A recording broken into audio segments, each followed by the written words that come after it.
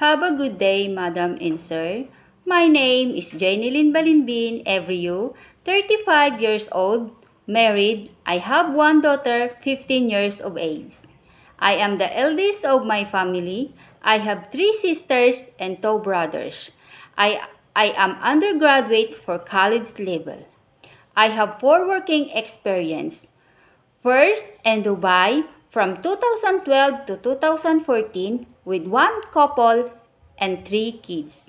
The age of the kids is 10, 7, and 5 years old. My duties there is cooking, washing, ironing, cleaning, and marketing. I am finished contract there. Second employer, same in Dubai, from 2014 to 2017, with 1 couple and 5 kids.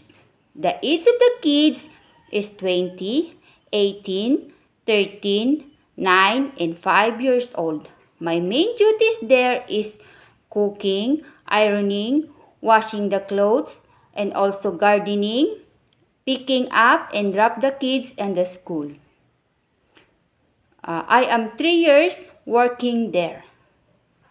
My third employer is in Jordan from 2017 to 2022 with 1 couple and 4 kids. The age of the kids is 30, 27, 23, and 15 years of age. My main duties there is cooking, ironing, washing the clothes, cleaning, and also marketing. I am 4 years working experience there. Fourth is in Hong Kong. From 2023 in the month of April until 2024 in the month of January. I will not finish my contract there. I worked there only at 9 months. My employer terminated me because of my family issue.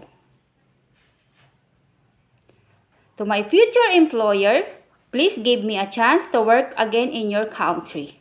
I will do my best. I will treat your family as my own. Thank you and have a blessed day.